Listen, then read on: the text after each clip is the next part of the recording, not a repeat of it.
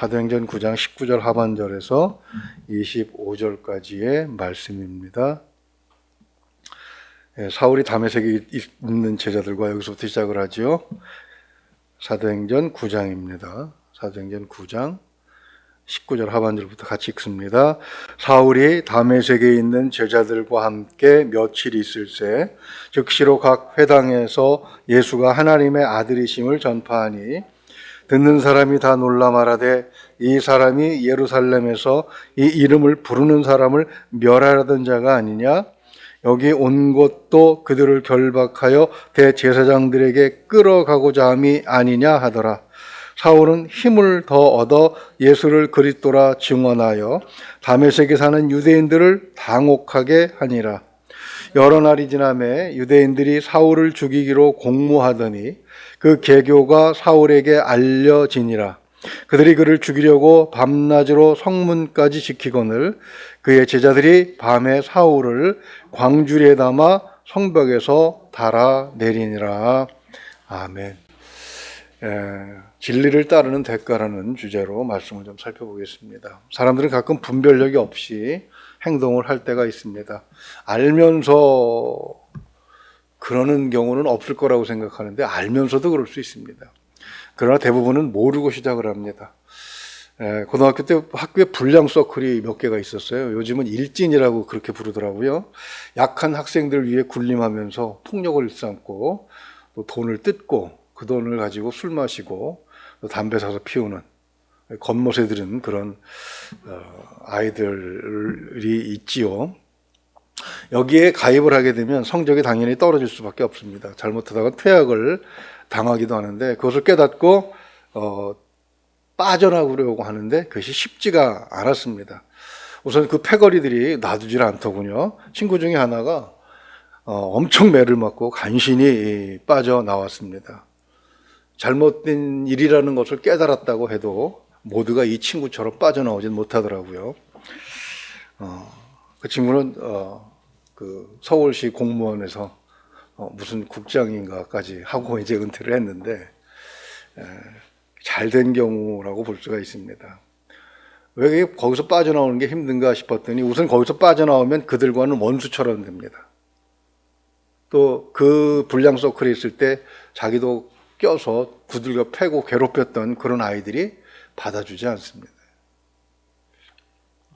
그러니까 이쪽도 속하지 못하고 저쪽도 속하지 못하고 그렇게 불량 서클 원이었다는 그런 불명예스러운 딱지가 족쇄처럼 쫓아다니는 것이죠. 그래서 그걸 아는 아이들은 졸업할 때까지 마지못해서 머물면서 더 많은 잘못을 범하기도 합니다.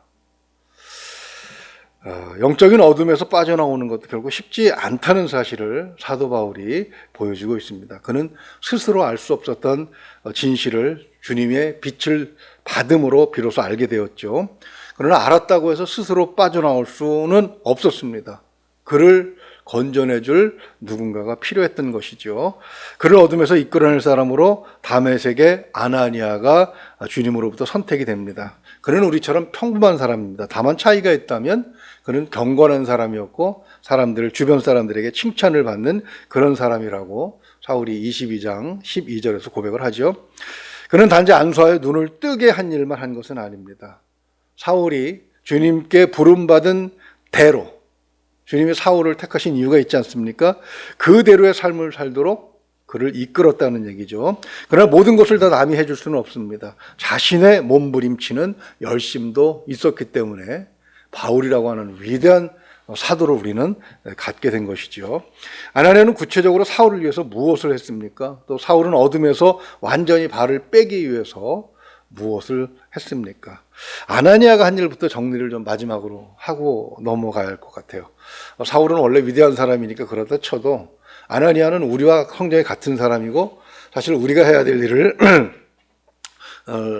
하고 있는 사람이라고 보기 때문입니다. 첫째는 견인차 역할입니다. 오늘 보면 19절 하반절을 보면은요, 음식을 먹으며 강건하여지니라 하고 하반절에 사울이 다메섹에 있는 제자들과 함께 며칠 있을새 이렇게 말씀하고 있죠.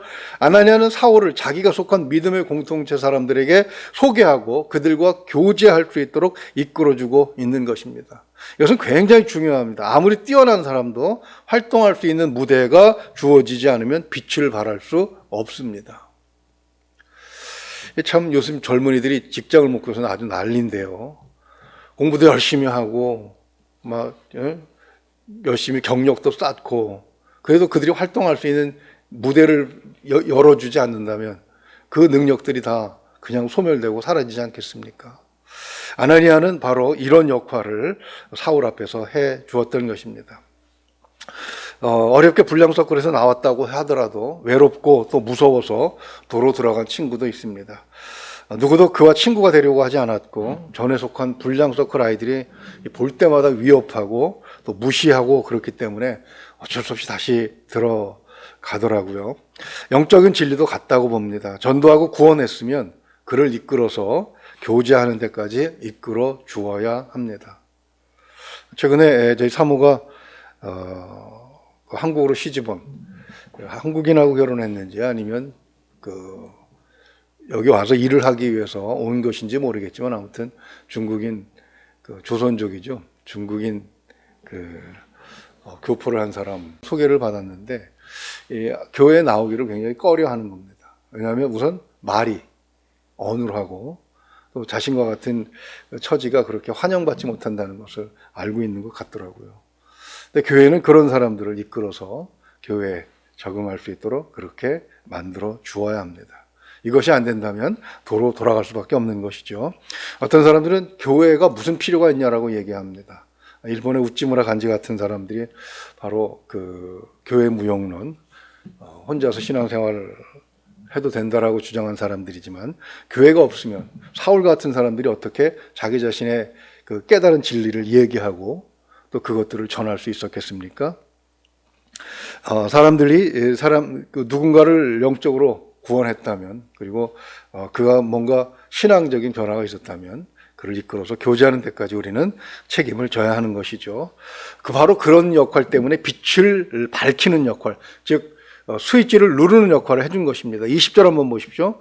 즉시로 각 회당에서 예수가 하나님의 아들이심을 전파하니. 사울은 자신이 깨달은 최고의 진리를 말할 수 있는 기회를 갖게 된 것입니다. 이것은 처음에 예수를 믿는 사람들에게 너무나도 중요한 그런 기회죠. 우리가 이것은 흔히 신앙 고백이다, 간증이다 또 이렇게 얘기하지 않습니까? 그는 나중에 로마서 10장 10절에서 이렇게 말씀합니다. 사람이 마음으로 믿어 의에 이르고 입으로 시인하여 구원에 이르느니라. 그래서 그냥 깨달았어. 그게 옳구나. 그리고 자기 혼자 간직하고 있으면 사람의 기억이라는 것은 유한하기 때문에 그죠? 소멸될 수도 있습니다. 사도 바울이 이런 간증들을 회당에 돌아가면서 하게 됨으로 해서 그는 사람들이 갖고 있는 궁금증, 사람들이 예수가 그리스도라고 하는 자기 주장에 대해서 갖는 또 반감이라든가 이런 것들을 전해 듣고 또 부족한 것들을 다시 정리하면서 위대한 기독교 신앙의 토대를 놓을 수 있었던 것입니다. 길가에 떨어진 씨앗은 뿌리가 내리기도 전에 새가 와서 쪼아 먹습니다. 사울이 다메섹에 있는 각 회당을 돌며 전한 메시지는 그게 간증이기도 하고 그가 깨달은 진리이기도 하고 그랬지만 바로 이런 무대를 그가 가질 수 있었기 때문에 그는 평생 이 진리를 전하는 삶을 살게 되는 것이죠. 그것은 사울에게만 좋은 것은 아니었습니다. 회당에 있던 사람들 중에는 사울의 뛰어난 성경 지식과 설명을 듣고 비로소 그저 성령 충만으로 기적이나 이적을 통해서 알게 된 그런 사실들을 이제는 논리적으로도 확실하게 마음에 담을 수 있고 정리할 수 있었던 것이죠. 또 예수를 모르는 사람, 예수님을 믿지 못했던 사람들을 믿게 하는 그런 경우도 많이 있었을 것입니다. 그의 역할이 얼마나 뛰어났으면 23절에서 정통파 유대인들이 그를 죽이려고까지 했겠습니다. 아나니아와 다메섹의 성도들은 사울을 받아들임으로 해서 그의 빛이 빛나도록 이 스위치, 불을 켜는 역할을 해 주었던 것입니다. 우리는 내가 깨달은 바도 전해야 하지만 다른 사람들이 깨달은 바를 전할 수 있는 기회도 주고 또 그것을 들을 수도 있어야 합니다. 왜냐하면 한 사람이 모든 것을 다 알 수 없기 때문이죠. 듣는 것도 큰 은혜가 되고 또 들어서 나에게 부족한 것도 메꿀 수가 있고 또 말을 하면서 대화를 하면서 또 나에게 서로에게 필요한 것들을 나누고 주고받을 수도 있는 것이죠. 마지막으로 아나니아와 다메섹 성도들은 사울을 탈출시키는 역할까지 하고 있습니다. 주님께서는 사울이 다메섹에서만 머물기를 원하지 않으셨죠. 그는 아무도 가지 않는 곳에 예수는 그리스도이시다라는 사실을 전하는 그런 사명을 받은 자입니다. 그런데 오늘 본문 보게 되면 위기에 봉착을 합니다. 22절 말씀 한번 보죠. 사울은 힘을 더 얻어 예수를 그리스도라 증언하여 다메섹에 사는 유대인들을 당혹하게 만들었습니다. 그래서 21절 말씀처럼 완전히 뒤바뀐 사울에 대해서 처음에는 어때요? 저 사람이 왜 저래? 그리고 당황하죠. 그러나 곧 23절 말씀처럼 죽을 음모를 꾸미게 되는 것입니다. 그 결의가 얼마나 대단했던지. 그만큼 사울이 맹렬하게 뛰었다는 얘기죠. 그냥 놔뒀다가는 다메섹에 있는 유대인들이 다 크리스찬이 되겠다. 다 예수를 믿는 자가 되겠다. 그렇게 놀라서 결국은 음모를 꾸미게 되는데 얼마나 그 사울을 죽이려고 하는 그 결심이 대단했는데 24절 한번 읽어보죠. 그 계교가 사울에게 알려지니라 그들이 그를 죽이려고 밤낮으로 성문을 지킬 정도로 사울에 대한 증오가 심해졌다는 것이죠. 아나니아를 비롯한 다메섹의 성도들은 25절 말씀처럼 사울을 광주에 달아서 탈출시키고 있습니다. 우리는 누군가의 영혼을 구원하는 일에 참여했다면 끝까지 그 사명을 완수해야 합니다. 적어도 적당한 선에서 이제 되었다. 내 할 일은 다 했다. 너 혼자 알아서 해라. 이렇게 내깔려두게 되면 상당히 많은 사람들이 교회 왔다가 다시 돌아가는 그런 일이 발생하는 너무나도 안타까운 일들이 발생을 하는 것이죠. 그러나 오늘 본문을 보게 되면 여기 숨겨진 이야기가 있습니다. 즉 아나니아와 다메섹에 있는 성도들만 사울에게 도움을 준 것이 아니라 사울 스스로의 노력도 대단했습니다. 대사도가 탄생하는 일에 본인의 노력이 없었다면 말이 안 되겠죠. 갈라디아서 1장을 보게 되면 다메섹에서 진리를 깨닫고 그가 완전히 어둠에서 발을 빼기 위해서 어떤 일을 했는지 비교적 소상하게 기록이 되어 있습니다. 갈라디아서 1장 16절과 17절을 보면 이렇게 말씀합니다. 그의 아들을 이방에 전하기 위하여 그를 내 속에 나타내시기를 기뻐하셨을 때에 내가 곧 혈육과 의논하지 아니하고 또 나보다 먼저 사도된 자를 만나려고 예루살렘으로 가지 아니하고 오직 아라비아로 갔다가 다시 다메섹으로 갔노라 이렇게 고백을 합니다. 그런데 언제 예루살렘으로 갑니까? 26절서부터 내일 살펴볼 말씀을 보게 되면 사울이 예루살렘에 가서 제자들과 사귀고자 하나 이렇게 얘기가 나옵니다. 그런데 갈라디아서 1장에서는 처음에는 그러지 않았다라고 얘기합니다. 어디로 갔다고 얘기해요? 아라비아로 갔다고 얘기하죠. 그럼 언제 아라비아로 갔습니까?